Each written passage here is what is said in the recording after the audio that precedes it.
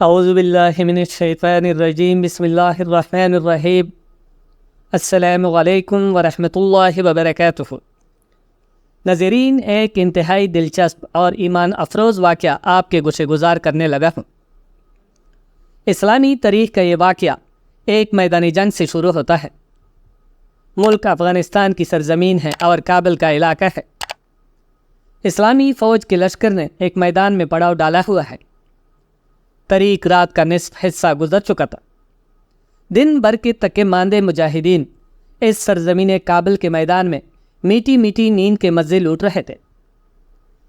انہیں اپنے ارد گرد کے پہاڑوں کے غاروں اور جنگل کے درختوں کے درمیان چلنے پھرنے والے شیروں کے داڑنے، ہاتھیوں کے چنگاڑنے، چیتوں کے غرانے، بڑیوں کے چلانے اور گیدڑوں کے وبیلا کرنے کے متعلق خبر نہ تھی۔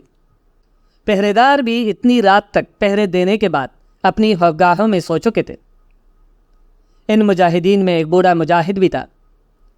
طریقی کے اس عالم میں یہ بوڑھا مجاہد جو اس انتظار میں بستر پر لیٹا ہوا تھا کہ تمام مجاہدین گہری نیند سو جائے اور اسے تنہائی میں یکسوئی کے ساتھ برگاہ الہی میں راز و نیاز اور عبادت کرنے کا موقع مل سکے۔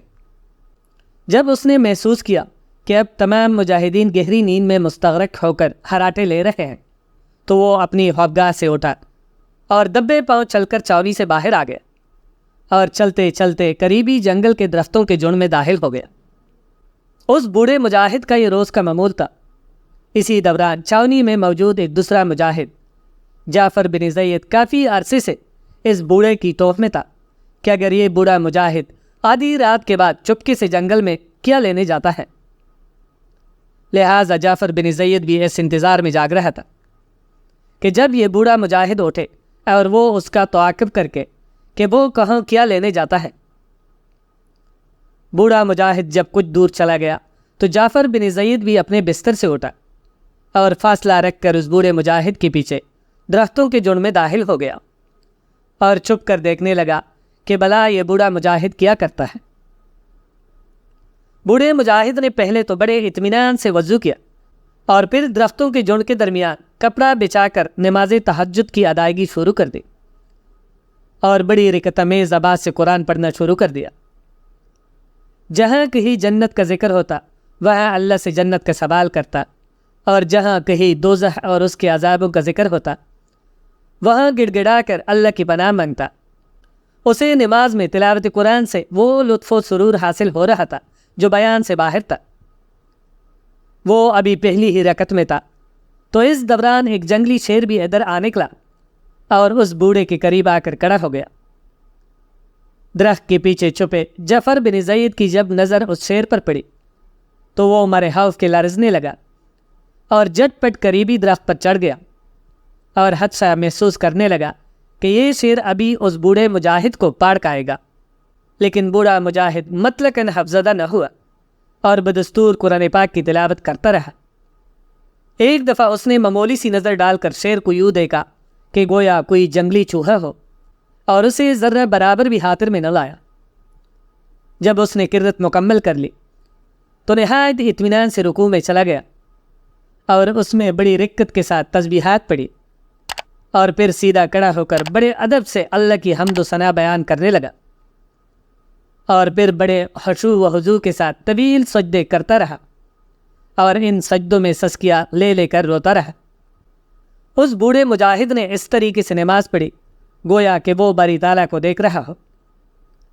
جب اس نے 2 رکعت نماز پوری کرنے کے بعد سلام پھیرا تو بڑے سکون اور حوصلے کے ساتھ شیر سے کہا، اے درندے، اپنا رزق کسی اور جگہ سے تلاش کر، مجھے اللہ نے تیری خوراک نہیں بنایا۔ جب شیر نے یہ جواب سنا تو گرجدار آواز سے داڑنے لگا۔ اس کی آواز اس قدر خوفناک تھی کہ گویا پہاڑ کو پاڑ دی گئی۔ تاہم بوڑھے مجاہد نے مطلقاً پرواہ نہ کی اور دوبارہ نماز میں مشغول ہو گیا اور پرسوز اور دھیمی آواز سے قرآن پاک پڑھنے لگا۔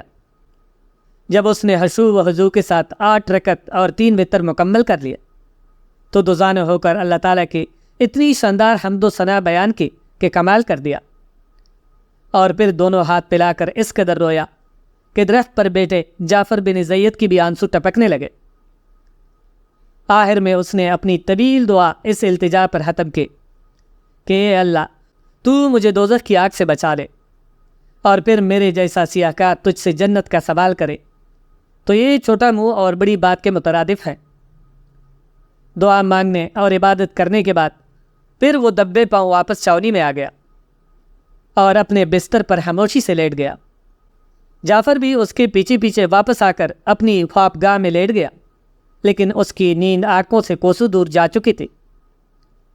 جعفر کی آنکھوں میں اسی رکعتمیز عبادت کا منظر پوری طرح بسا ہوا تھا، گویا کہ وہ ابھی بھی وہی موجود ہو۔ تھوڑی دیر کے بعد اذان فجر کی صدا بلند ہوئی۔ اذان فجر کے وقت وہ بوڑھا مجاہد اپنے بستر سے یوں اٹھا گویا وہ عشاء سے لے کر اذان فجر تک سوتا ہی رہا ہو۔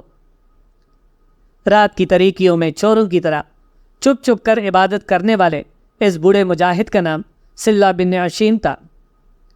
130 سال کی عمر پانے والے اس مجاہد کو بچپن ہی سے عبادت و ریاضت کا شوق تھا، لیکن یہ اپنے نماز و روزے پر انحصار نہ کرتا تھا، بلکہ چاہتا تھا کہ اسے اللہ کی راہ میں شہادت نصیب ہو۔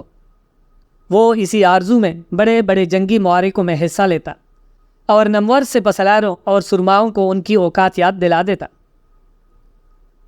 اس کے اسی اخلاص کی برکت تھی کہ لوگ ولہانہ انداز میں اس کا احترام کرتے اور اس کے آگے بچ بچ جاتے تھے، اور انسان تو انسان رہے، درندی بھی ان کا لحاظ کرتے۔ جعفر بن زید رحمۃ اللہ علیہ جو عرصہ دراز سے لوگوں کے دلوں میں ان کی محبت اور الفت کے بیت کی تلاش میں تھے، وہ اسی رات جان گئے تھے کہ اس بوڑھے مجاہد کا یہی خفیہ عمل ہے جو اللہ تعالیٰ کو پسند آ گیا ہے، اور اس نے اسے جن و انس اور ملائکہ کرام کا محبوب بنا دیا ہے۔ تو محترم ناظرین کرام، یقیناً آپ کو یہ ویڈیو پسند آئی ہوگی، لہٰذا ویڈیو کو لائک کر دے، چینل کو سبسکرائب کر دے اور بیل آئیکن کو دبا دے، اور اپنی رائے کا اظہار کمنٹ سیکشن میں ضرور کرے۔ جزاک اللہ۔